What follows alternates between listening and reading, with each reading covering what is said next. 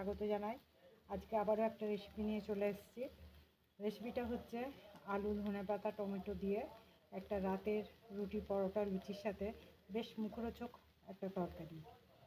দেখুন তরকারির কালারটাও বেশ ভালো লাগছে, আর তরকারিটা খেতেও কিন্তু খুব সুন্দর হয়। তো যাই হোক, একবার অবশ্যই বানিয়ে দেখবেন। দেখালাম আলু, ধনেপাতা রাখা ছিল।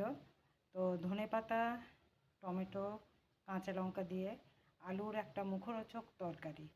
হ্যাঁ, আলুটা আমি কেটে নিয়েছি, আর আমি গ্যাসে কড়া বসিয়ে দিয়েছি।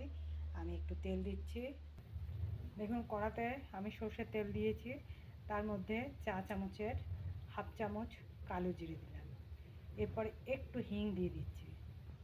দেখুন হিংটা দিচ্ছি আমি চা চামচের একবারে 1 চিমটে যাকে বলে।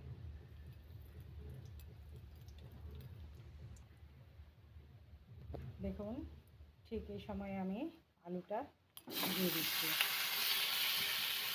আলুটা একটু ভাজা ভাজা করছি। দেখুন আলুটা একটু ভাজা ভাজা হয়ে গেছে। এরপরে আমি নুন দিয়ে দিচ্ছি, আর সামান্য 1 চিমটে হলুদ নুন দিচ্ছি।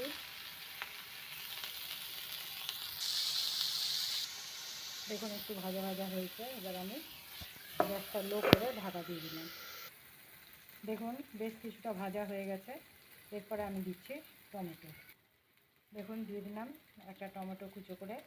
এরপরে দিয়ে দিচ্ছি ধনেপাতা, তার সাথে দিলাম 2টো কাঁচা লঙ্কা। এবারে একটু নাড়িয়ে একটু জল দিয়ে ঢাকা দিয়ে দিচ্ছি। এর সাথে দিয়ে দিলাম আমি চা চামচের হাফ চামচের মতো চিনি। এবারে দেখুন জল দিয়ে দিয়েছি। এবারে গ্যাসটা লো করে আমি ঢাকা দিয়ে দিচ্ছি। দেখুন ঢাকাটা খুললাম, বলেছিলাম সামান্য একটু জল দিয়েছি।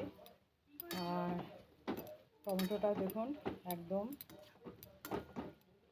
ভাপে গলে গেছে, তবে আলু এখনও সিদ্ধ হয়নি।